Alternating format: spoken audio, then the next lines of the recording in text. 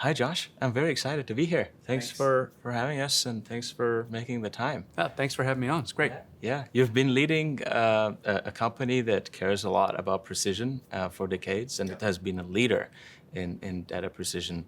How would you like to introduce yourself, and precisely for people who are curious about data integrity and about AI and how it relates? Yeah, so Precisely is a large enterprise software business that's been around for many decades, and we help customers achieve data integrity. And we define data integrity as accurate, consistent, and contextualized data. And it helps our customers make better decisions by making those decisions data-driven.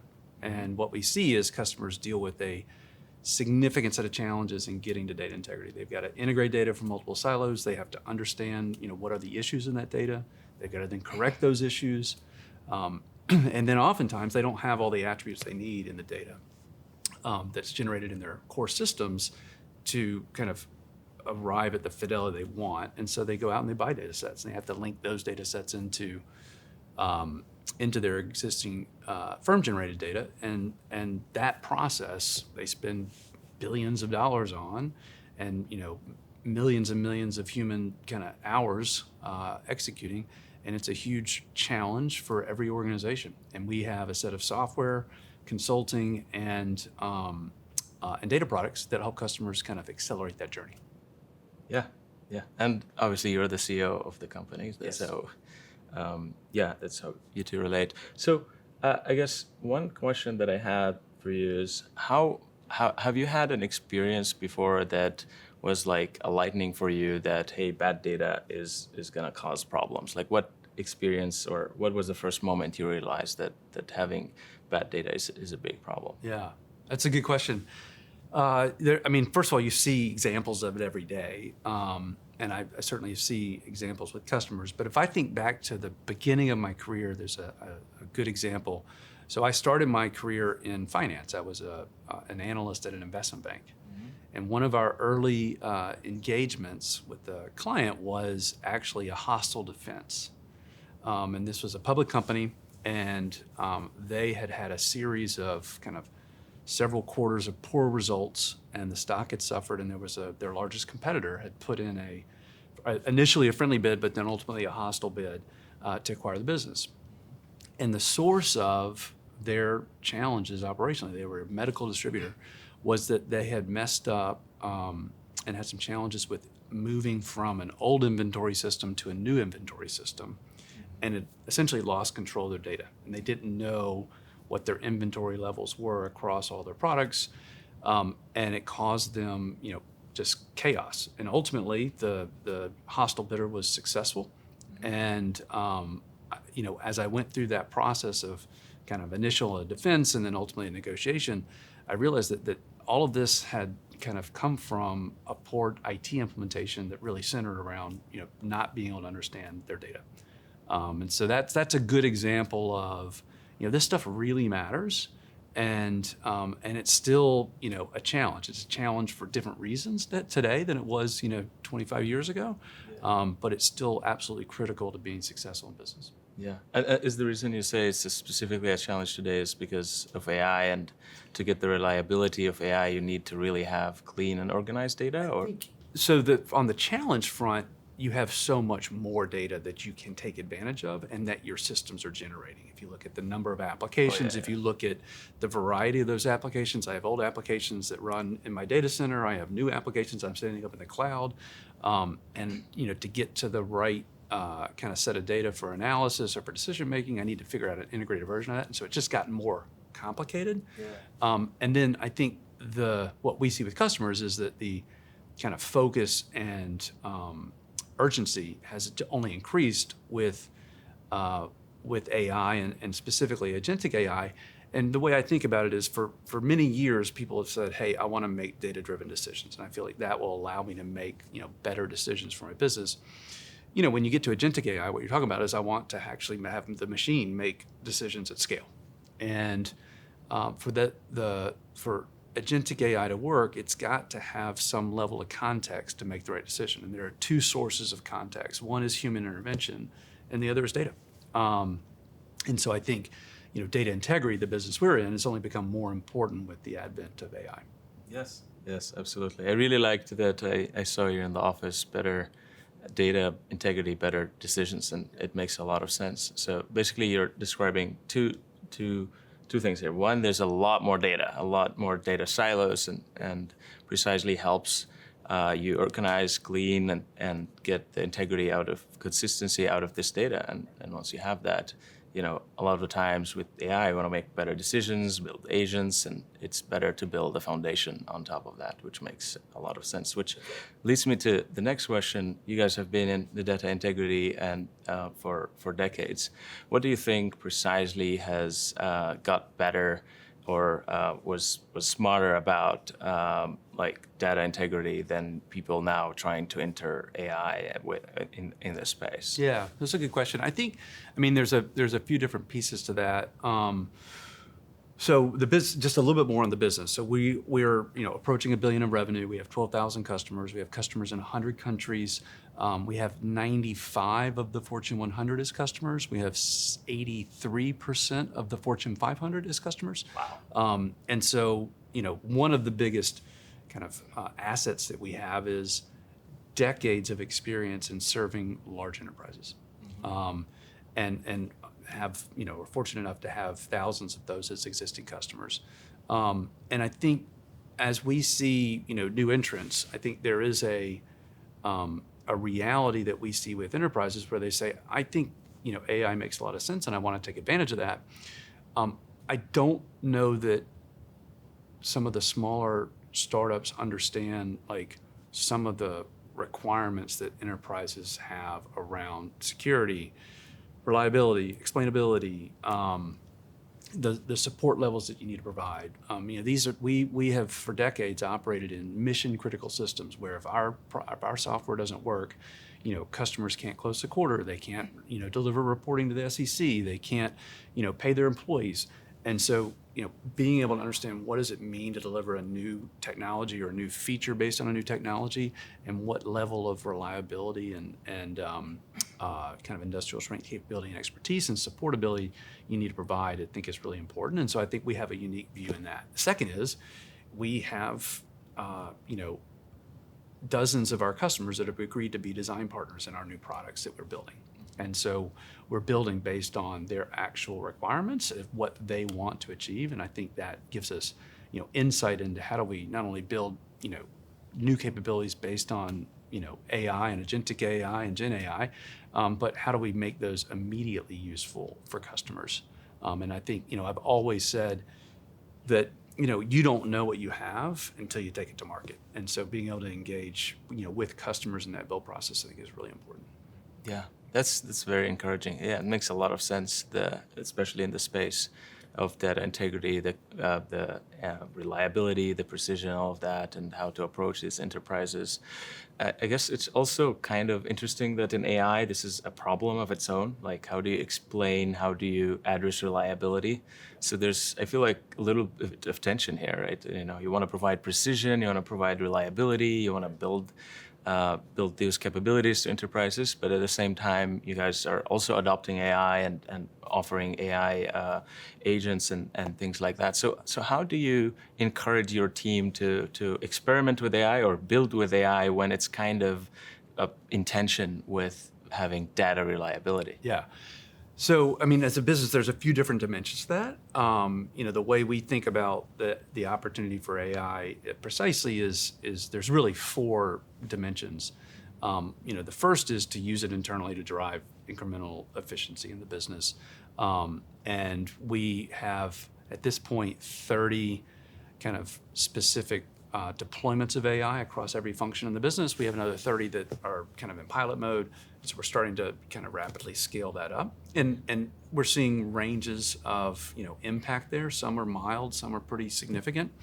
The second is that we think that as we talked about earlier, I mentioned earlier, this rise of AI and specifically agentic AI really is a demand driver for data integrity.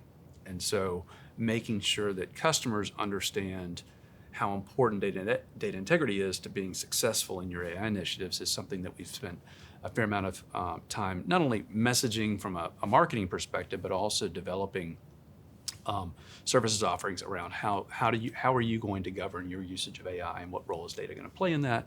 How are you going to get started on various agentic AI initiatives, and where does the data live that you need to feed into that agent? So helping customers connect data integrity to kind of their ambitions.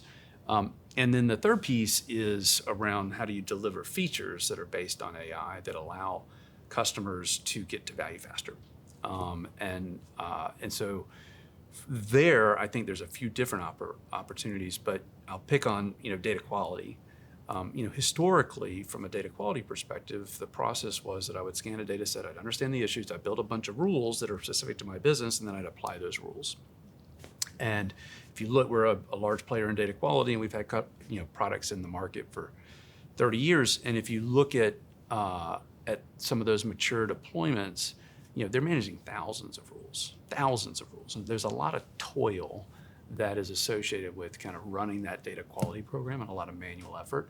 And we think there's a really significant opportunity to remove that and have the AI recommend, hey, these are the issues, and so therefore these are the rules. One of the features we're delivering is an ability to be able to type out, here's my business rule in in natural language, and have that be reflected in a regular expression that can be applied and technically to the data.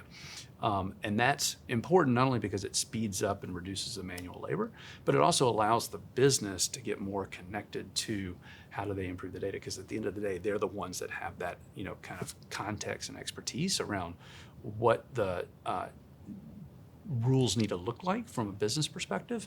And then IT historically has been the one that translate that into some sort of code that gets applied to the data, and that process can be not only long, but also error prone. So those are just some of the examples. The fourth dimension is just from an acquisition perspective. We've done a number of acquisitions over the last decade since I've been CEO. And we think there are areas in the market that are interesting from an acquisition perspective that with the rise of Gen AI and Agentic AI. And so, certainly areas like that we don't operate in as much today, for example, unstructured data is an area that's interesting. So those are kind of the four dimensions that we look at in terms of opportunity as it relates to AI for Precisely.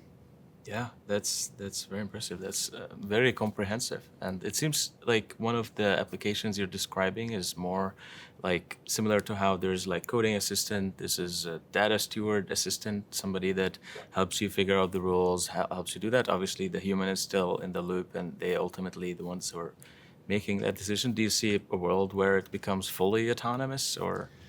It's a good question. I think it comes back, I think we're all learning right now, how automated can you make this? Because there is an element of, back to that reliability statement, like you can't mess it up, Yes. right? You can make some real bad, if you turn on the machine and it starts making decisions based on a data set that's been fully automated in terms of achieving what we think is data integrity, and it's not correct, it could get real bad real quick.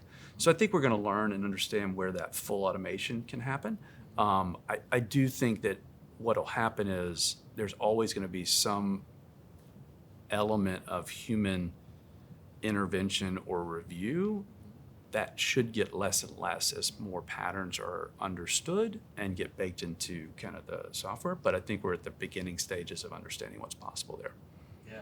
And I think that can be gets a little confusing with some of the things you read in the media today, Yeah. where I think there's a lot of hype around the level of progress and impact that folks are seeing. There are certainly areas like code generation where it's really, really valuable. Yeah, but it's not fully autonomous, even in code generation, right? Like there's still a human who's writing the prompts. So to your point, there's a lot of hype out there. Actually, it leads me to one of the questions I had is there's a lot of hype out there.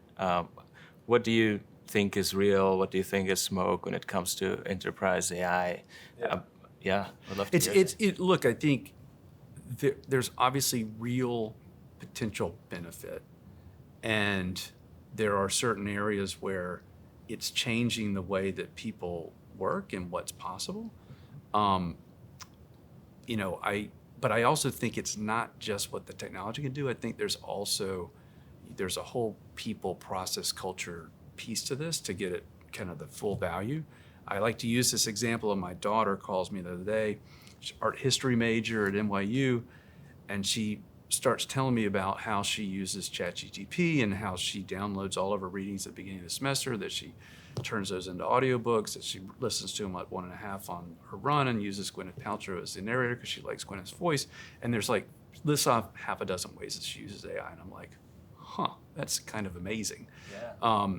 And I realize, precisely employees, we have some, but not the bulk, are thinking that creatively around how to apply the technology. So I think there's a piece of taking what is possible and then getting that deployed in people and the culture changing around it that we're in the early stages of.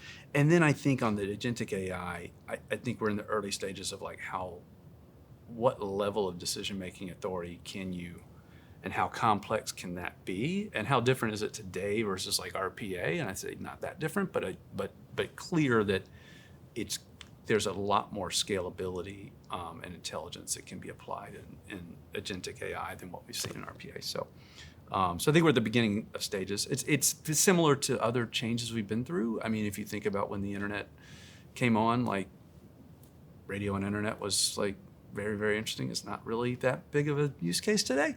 Yeah. I don't think people understand where it's going to be applied and where it's going to be most successful, but that's part of the fun. And so I think you have to try a lot of things and figure out, where can you get traction and create value. And that's, one of the reasons that we've got so many kind of deployments internally, and why we're working with, key partners like yourself on how do we go understand what is possible here and where it's going to be kind of the biggest impact.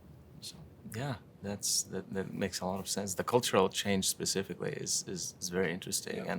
and the partnerships. And I would love to talk about both of these. So how are you changing the culture in these company, like as a leader of a company, and maybe in general for listeners want to hear more? You talk a lot about culture. You've been vocal about this. So Yeah. how do you see the culture changing as a result of that? So I think a couple things. When you asked me, like, how do I think about AI at Precisely, I gave you a very structured answer. Right? Here's my 4 dimensions, and I was pretty thorough in how I thought about those. The reason is because I've been giving that speech for a while now. And so I think part of it is really activating the leadership team on being able to think through what is your perspective and how do you articulate that to the organization. And then starting last year, we started to set specific goals on what we wanted to accomplish from an AI perspective across every function. And in fact, a couple days ago, we just did a refresh of that based on all the pilots we have. Where are we really going to invest, and what are the specific goals that we have going into 2026 on what we can accomplish? This is on the internal use case side. And so it's being very structured on that. And then it's organizing around that, right? And there's some, kind of resource reallocation, I would say. We're actually not looking, we haven't reduced any sort of headcount from an AI perspective and don't actually intend to. We think there's just an opportunity to remove a bunch of toil and have those, really talented team members focus on higher value tasks, and that's where we're focused. But I do think, to do that, we're going to be kind of restructuring some of the, the way the teams are structured now that AI can take on a bigger toll. So I think there's a bunch of different pieces to it. But I had a blog post a couple weeks ago that was around, it's not just managing initiatives, but it is also building this culture. And so, making sure that everybody in the team has a clear goal, but also understands that, we need, success is going to be people changing the way they work and leaning into understanding this. We've deployed Copilot to everybody, and we're, going to be tracking usage of that and not in a negative way, but highlighting users that are key influencers, and helping people understand how they can get their jobs done better, and frankly, have more enjoyment in their jobs, because we're removing some of the things that frankly have been repeatable and fairly painful. So. Yeah, that's great. Have you seen any examples where it has substantially beneficial for your team? Yeah, we've certainly seen significant benefits on the development side. We've seen significant benefits on the content creation side and demand gen. Wow. We've seen significant increases in open rates of our outbound BDR outreach via email, because they can take a process that used to take multiple hours to research an account, understand initiatives, figure out how we could fit in, and we can now do that in a matter of minutes. And they're more tailored and they're more thoughtful. We have been able to increase the speed of contract review by understanding what are the key terms that we care about in contracts, and how do we scan this contract to understand where there's deviation. So yeah, we see it, every day. And I'd say generally we were seeing kind of 10 to 15 to 20% impacts, but we are seeing power users that are doing some pretty interesting things. We did an acquisition a few months ago, and the gentleman that runs our kind of IT infrastructure wanted to give me an update on where the project stood. And so he has in Microsoft Copilot all his meetings for all of the kind of pieces of this integration recorded. And so he went to Copilot and said, produce a CEO report and update on what the project status is, cover budget, cover timing, cover resources. And in 5 minutes it produced a detailed report. Like, that's pretty cool. Like, that's a big time save for him. Not going to eliminate his job, but it sure is powerful to be able to provide an update to the executive team while removing a bunch of time that would have been spent around, PowerPoint slides, et cetera. Yeah. So there's some really interesting impacts that we're seeing, but I think it's still early days. Yeah, it's really nice. You're basically combining internal productivity for the team and also incorporating that in your products, so you can also bring productivity to your users. Yeah, on the product side, there's a bunch that we're doing there, but an example would be in data governance. Generally customers want to build a business glossary. Here's all the data assets I have. Here's what the various data elements mean in business terms. And historically, that's been a manual process, and a business user or a business owner of some element of data would have to sit down and type out, this is what this particular field means in business terms. We're now able to offer an automated ability to do that, particularly for packaged systems where there's actually documentation out there that actually lists this. So we can generate those automatically. And one of our customers, as a design partner, has 100,000 defined business terms. So this is real time savings. So we think there's a lot of really interesting productivity gains that are available to our users, and just faster time to value and faster time to kind of high integrity data.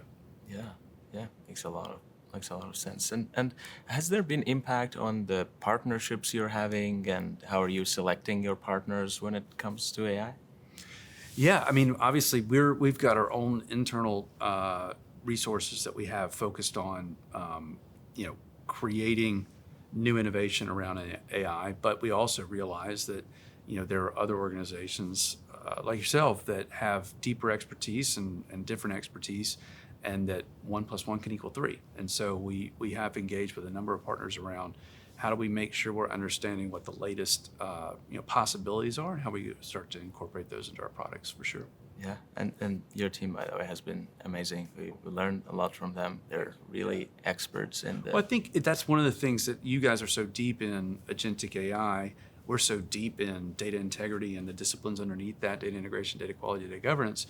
I think that's where you get kind of an opportunity to create really new innovation. Yeah, I actually learned a lot about what you guys do after meeting with the team, and also when we were working with customers about how they can make better decisions on their data. We found most of the time we're not really solving AI agents problem. Most of the time we're they have data siloed everywhere, and their data is not clean. So you're spending most of the time actually maintaining and getting to data integrity. Building the AI agents, once you have that, is mostly you get it from having clean and high data integrity. Yeah, the data integrity challenge is a real challenge, and it's not something that you just one day you solve it and you're like, okay, I'm done. Because the reality is that data ecosystem is constantly changing. An acquisition happens. Now I've got, 30 million new customers. Well, how do I integrate that with my existing systems? Cloud technology comes along, and I used to have everything in all 2,000 applications in my data center, and now I start to have these, different applications up in the cloud. There's just all these exogenous effects that happen, particularly at the large enterprise level, that create, these data integrity challenges, or new needs pop up. If you look at what's happening in the regulatory schemes across data privacy across the world, there's a lot of new requirements that people need to their data for to make sure they can demonstrate compliance. Things that questions they didn't used to ask of their data, they now have to ask. And so it is a constantly changing landscape. And I think anything we can do to bring technology to making that easier and more agile is super valuable in this kind of chaotic landscape of data.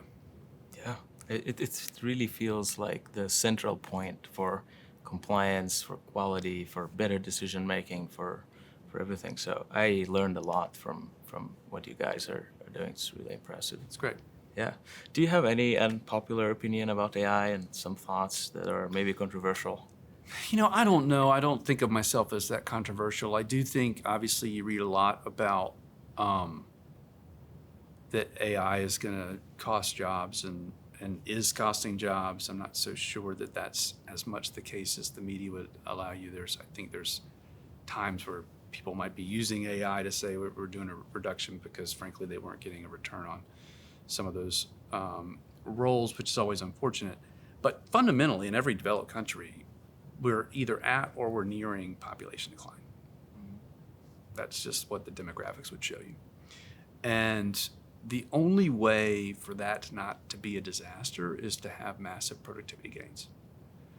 And AI offers a huge opportunity for massive productivity gains. And so, there's a lot of, guardrails that need to be put in place. But in general, what I would say is it relates to kind of the mature economies, Europe, Japan, US, Canada, soon to be China, India, predicted in the next 15, 20 years. You're going to need to figure out how am I going to drive productivity gains, or else I'm going to have real challenges in, continuing to support, kind of growth in the world's major economies. And I think AI can actually be a huge source of value and betterment in the world. And there's obviously downsides. There's downsides to every technology, but that's kind of my view.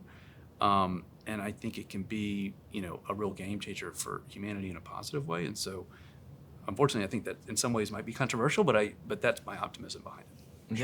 Yeah. I mean, it's already people productivity from whether summarizing, whether coding, a lot of things. I mean, there's a lot of issue, like code generated by AI today is still not the highest quality, and you have to test it. And a lot of the times people are saying it takes me the same time to write my own code than debug and fix things. But it definitely helped build prototypes, and now if you're a product manager or a designer, you can quickly iterate. And well, and even, if you go back, 5 years ago, 3 years ago, 2 years ago in development, the other thing is most of the time wasn't actually writing code. Most of the time was testing that code and QAing that code and defining what the SD is and what are the exact requirements and debugging that. So if you can take all that toil out and I can have developers focus more on delivering real world requirements and logic and software, that's a good thing. That's really positive. And so, I'm a big believer in the positive benefits that AI can drive.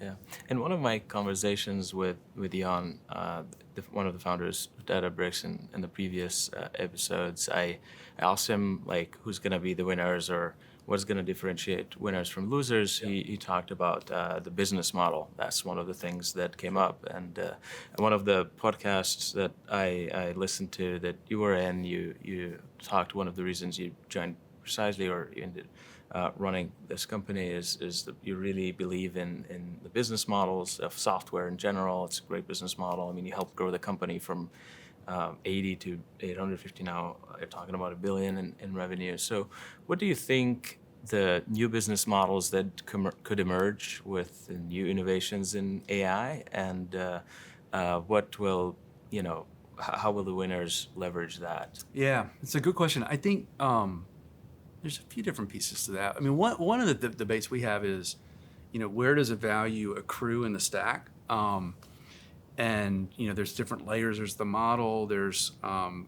of the agents or the user interface, whatever that looks like in the future. Kind of the business logic application layer. And I don't know that I'm smart enough to know. There's chips. and certainly NVIDIA is seeing large value accrue to them right now, just like Sun did when Sun was in its heydays. I think it shifts over time. I do think that data is an area that will continue to be a core source of where your ability to harness your data, your unique data, will be a real source of value in AI. And so as we think about our business model, I don't know that the mechanism by which we charge changes dramatically. There's generally we have metrics from a licensing perspective that represent kind of volume or processing of data, and I think that probably stays somewhat similar. What I think is going to be interesting is how do we become the easiest place for organizations to go to build the unique data set that they need. And they're going to start with a set of data that is unique to them from their application transactions, their business, the data they accrue in their business. But then they are going to be able to acquire other data sets and create a unique set of data. But we want to make it really easy for them to harness the power of their firm-generated data and to very easily layer on the unique attributes that exist in the third-party data landscape very easy and very quickly. And that's probably, if I was to hold up any one theme, that's what I want to really be known for, is not only can we clean up your existing data, but we can really allow you to understand what data does exist out there in the world and how can you easily layer that onto your existing data in a compliant way. That is a very, very difficult problem, but it's something, as we think about the data integrity suite, that we're building in natively to the data integrity suite. And we think about our data, we have about 400 data products, and they all have a unique ID associated with them. So you can choose from these, it's 400 products, 9,000 attributes. You can just easily choose which attributes do I want to add to this record. And then if you can match up, if you can give us an address, we can give you whatever attributes you want. But what we've done is taken that unique ID and mapped it to other data sets. So people are familiar with D&B, the DUNS number, we have a mapping. So now I can layer on, okay, I've got my addresses. I now understand all sorts of geo-related aspects to these addresses, but I can also choose all the attributes I want about all the businesses at all those addresses. And I think we have an opportunity to continue to build out, we call that program Data Link. I think we have an opportunity to continue to build that out and solve this challenge in a very unique way. So I'm very excited about that. And so I think business model wise, it's more around how do you become the focal point for people building the unique data sets that they want. There are areas we don't want to participate in, Databricks, Snowflake. That's where data will be stored. That's where it will be activated for analytics and AI. And those are great partners of ours. We want to be that plumbing that allows you to feed, I'll call it high quality, clean water that your organization can drink. So does that make sense? Yeah, makes a lot of sense. Given your deep experience in the data space, what is one thing you wish you could fix in how companies or executives are approaching data and AI, or you're seeing maybe a pattern of people not getting it correctly? That's a good question. There's a few different pieces, but you said one thing. I think that we have grown quickly. We've grown through a series of acquisitions. We changed our name too precisely in the middle of COVID in May of 2020. And I don't know that we are as well known as I would like. So if there was any one thing I could change, it would be, to drive more visibility around the amazing work we've done with 12,000 customers over the last, nearly 60 years. So that probably be the number one thing to change. And then with customers, I think it's helping them understand how to better organize around solving these data integrity challenges, from bringing IT and business together with the core set of kind of principles to drive this. We see a lot of disjointed actions within customers where IT is going one way, business is going another way. But that's the nature of these large enterprises, and certainly there's times that causes us challenges, but there's times that creates opportunities as well. So, but I think if people knew precisely better, that'd be my number one answer. Yeah, interesting. And despite all that, you guys have had all this tremendous success Yeah. over the years, which is pretty impressive. Actually, one of the things I wanted to ask you about in this growth that you guys had a lot of, like, COVID, for example, hit, and despite that, you have sustained growth and growth. So maybe it's something I look forward to learn from you as a leader. How do you build a business that sustains growth despite all the things that could happen, like COVID, or there's certain periods where the market goes down. Now we are entering a new disruptive market like AI. How do you build this Yeah, so I've been with the business for 17 years, and been the CEO for 10. And I would say it's a few different ingredients to that. One is, we're very profitable, and so that does give you some level of flexibility. Second is that we have tried to remain very focused on how do we best support our customers. And we have products that have been in the market for literally 50 years, and we don't end of life those products because, frankly, our customers still use them, and they still they don't necessarily think about them a lot. But if they went away, they would have to think about them, and they would be frustrating to them. And so we really try not to end of life products randomly, et cetera. We try to support our enterprise customers, and then we also try at the same time, and this is challenging, is we try to be very forward thinking from an innovation perspective, and how do we kind of continue to deliver new capabilities in the areas of the market where we think, A, there's attractive opportunity within our customer base and they would see value, B, that we have expertise and credibility in being able to kind of attack those challenges. And I think that ability to balance profitability, customer service, and innovation creates certainly constraints, but it also creates a focus that I think creates a sustainable business that can navigate these bumps you get, whether it's COVID, that was certainly a crazy time, or it's inflation and the Great Resignation, or it's the interest rates going up and demand going down, all those things. It's a good. I think we've built a formula for how to navigate those environments. But it's mainly due to the fact that I think we have 12,000 loyal customers that they see us as a reliable provider of data integrity capabilities.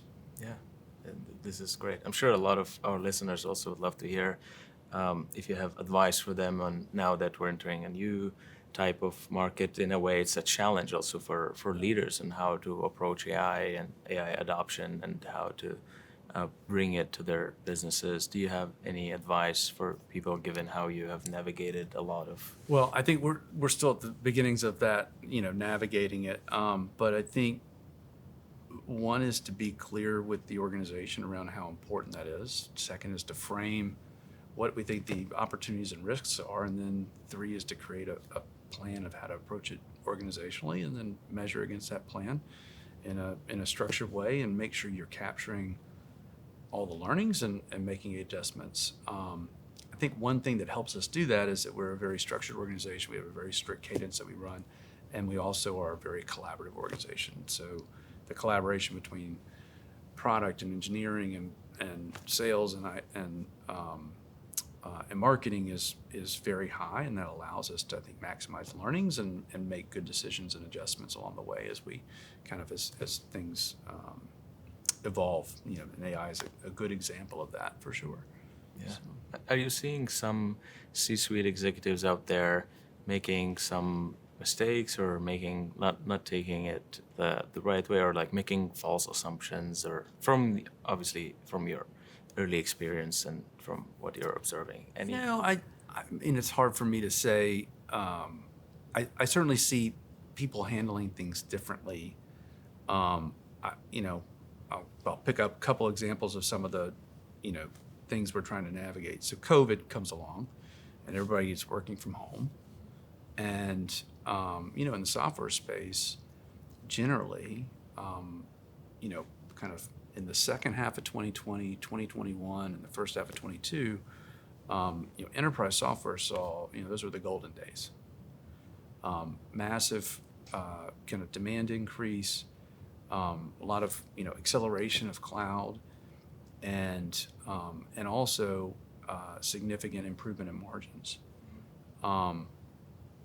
And then the response was everybody has to go back to the office 5 days a week, 3 days a week. I didn't understand that. Like, that didn't make sense to me. You just went through some of the best times your business has ever seen, and you have clear feedback from your employees that they do not want to have to go back into the office. I don't, like, that would be an example. We're a remote first organization. It served us really well. We can access talent from anywhere in the world. Our kind of voluntary attrition rates are about half, a little less than half of the industry. Our employee engagement scores, which we measure every 6 months, is 10 points above the industry average. That would be an example where I don't understand what the strategy is there. Another one would be on AI. I remember OpenAI that's the market, and kind of has announced the first fastest app to 100 million users, and next thing you know, 5 weeks later, everybody's got a Gen AI based product in the market, and I'm like, I don't understand that. I don't. How can that possibly be useful? And I'm sure some small percentage were, but I think some large percentage were just stuff to be able to show up and say, I have this thing. And I think taking a breath, understanding what could benefit customers, and then building something in tandem with the customer that is actually useful seems like a better approach. So those would be a couple of examples of where I'm maybe a little bit different in terms of how I think about running the organization. Yeah, it felt more like an impulsive reaction. Yeah, everybody's doing this.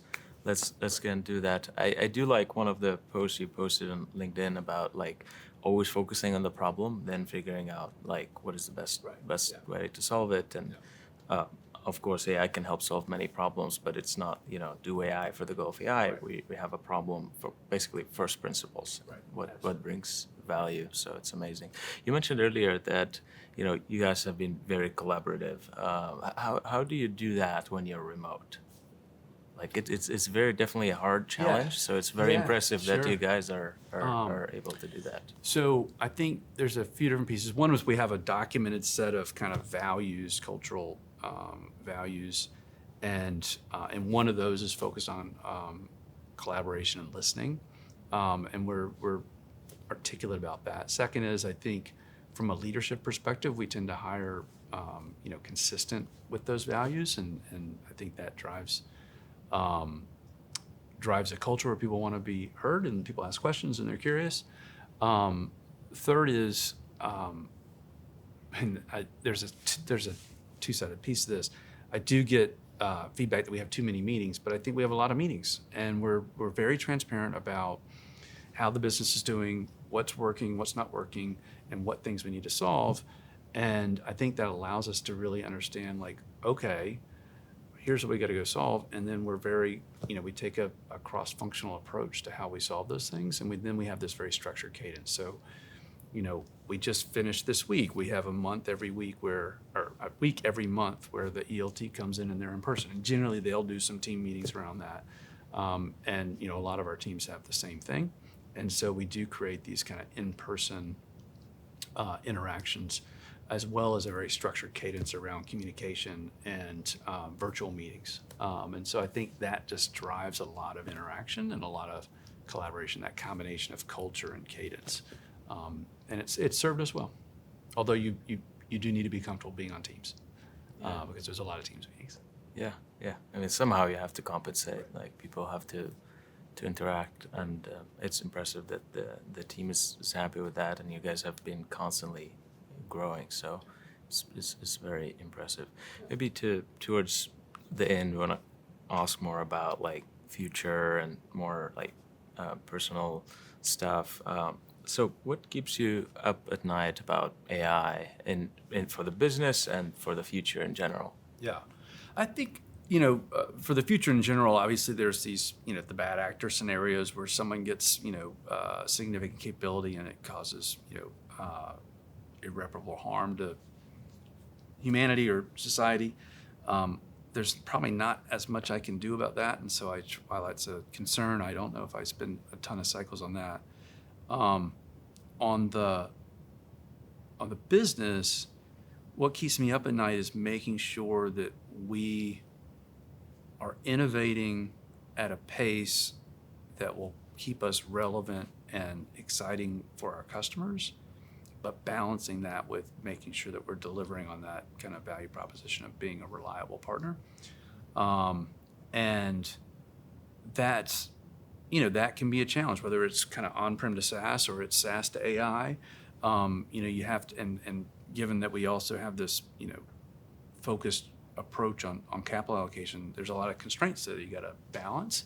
And so it's probably just striking the right balance. Am I moving fast enough in AI, but am I also making sure that I'm taking care of these customers that frankly may not be ready to, adopt AI yet, because the area they're using us, it works fine, and they won't want to make that change yet, but they probably will at some point. We want to be there. So it's kind of striking that right balance is probably the thing that keeps me up at night the most.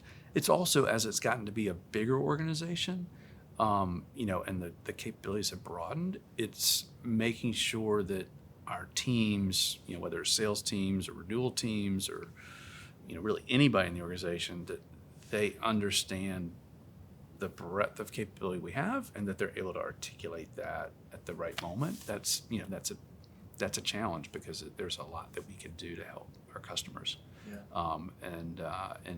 There's a lot to know. So. Yeah. To your point, I don't think people realize how long it takes to actually, for people or companies to actually adopt new transformations and things. I was surprised to see how many people haven't moved to cloud. They're still on-prem and they want to stay on-prem, and you gotta continue supporting them. Right. So we had the cloud transformation hasn't been fully done. So if we're talking about AI, that's way more steps ahead in enterprise, although in the research and the progress there has been astonishing, but it's surprising. Yeah, I think people don't realize how complex, particularly in large enterprise, these estates are that they built up. We have a big business that touches kind of mainframe environments, whether that be running those environments or feeding data from those environments into the cloud. We have customers who've been customers for literally 40 years. And there's an old joke in IT, it's what's the definition of legacy? And the answer is, it works. Yeah. And so, the reality is these customers they've got stuff that works, let that run, but I do want to innovate over here. And then over time I have a pretty diverse set of things that I'm managing, and I'm constantly trying to figure out how to modernize that. And it's complicated for them, and it creates, I think, a great opportunity for us to be a part of that modernization when it makes sense for the customer, given what they're trying to accomplish, but also a reliable partner to say, yeah, the mainframe sort products can continue to get better because it runs every transaction on your core banking system. So I actually think that's a pretty kind of cool duality of kind of the precisely operation. Yeah, it's very impressive. You can do on-prem, you can do in the cloud, and if you want to, even move from on-prem to cloud, Precisely helps you do that. So it's being everywhere where the customer wants from day one is really, really impressive. Yeah. You mentioned on your LinkedIn, you made a joke about these very large offers that Mark is making about these very insanely high valuation, 400x valuation of actual revenue or ARR. It seems like people are rewarding more storytelling and this hype over actual execution and results. What do you think the fallout from that is going to be? What's going to happen? Yeah, I don't know. I think on the company valuation and investment side, obviously there's the venture business has become a very competitive business, and you don't want to miss the next Google or the next OpenAI. But I think the reality is over time there'll be a lot of folks that don't see a good return on that capital, and that's pretty normal for one of these cycles. But if they make good decisions, of their 10 bets, maybe one will be successful, and they'll return the fund. I don't know. That's generally how that model works. I think for customers, the challenge is, and we were just having this conversation around some of the internal initiatives. I mean, it is overwhelming how many tools you have to choose from. It's very, very chaotic right now. And so it's hard to figure out how to make a decision, you know? And it's just, this is what happens. This was what happened in, you know, when big data rolled around in our space. You know, you had this standard stack of kind of winners, if you will, in kind of the 2000 to 2010 timeframe, which was kind of Informatica, Teradata, MicroStrategy. And that thing got all blown up by Hadoop and big data. And, you know, next thing you know, you go to the Hadoop shows and, you know, there's 14 data prep companies, and it's like, wow, seems like probably more data prep companies than we need. And it turns out it is, right? There's you know, 2 of those left. But that's just, I think, part of the fun of working in this industry. There's always going to be some sort of technological change. There's going to be some sort of hype piece. I mean, Gartner's got their curve. And, you know, I think part of the fun is kind of understanding what are the, you know, for me in my seat, you know, what's real, what's not, where are the pockets of opportunity where we can be, you know, have some sort of competitive differentiation and have a compelling value proposition that's credible given our expertise and customer set. And I really enjoy that process. Yeah. I feel like specifically now it's way harder. Like you talk about Hadoop 14, now for every like little thing, there's like 100 like AI companies that are trying to do. And like you're like looking at this and like every day or every week probably you get somebody reach out to you, oh, look at this and look at this. So like it's like, how do you see through all this noise? Like how do you know what's real? Like it's really hard. I don't think you can know, but I think you just have to try to make decisions. And I think, you know, as we think about internal vendors we're using, we try to take an incremental approach. Like what specifically problems we're trying to solve? How do we structure a pilot around that? How do we measure that? And then, you know, then how do we move forward? And I think that has, you know, served us well. We try to be, you know, judicious with capital and rational in our thought process and measured in our approach. And, you know, in general, we see that produces, you know, good sustainable results. Yeah, yeah. On a last note, what do you want your legacy to be, or what do you want to be remembered for, and what do you want precisely to be remembered for in the era of AI? That some people are saying maybe that's the last, you know, thing. AI is going to be, after that, everything is going to be AI. But yeah, you know, that's a good question. I feel like, you know, when I started with the business, it was kind of the $60 million mainly mainframe business. And now we're approaching $1 billion. And I think the opportunity in front of us has never been bigger. And so it's not really about my legacy. It's more, I think I've had the privilege of being a part of this team that I think has accomplished something amazing. And I think AI gives us an opportunity to reach the full potential of Precisely and create a new level of value for customers. And I can see it, you know, and there's times right now where I can taste it, but I want our team to frankly be successful in becoming, you know, the leader in delivering this kind of AI-enabled data integrity value proposition. You know, that's across both the kind of internally generated data assets and managing those, but also the data products. And I think it's what customers want, and I think we're better positioned than anybody else to deliver it. Yeah, Josh, thank you very much. I learned a lot from this. Thanks.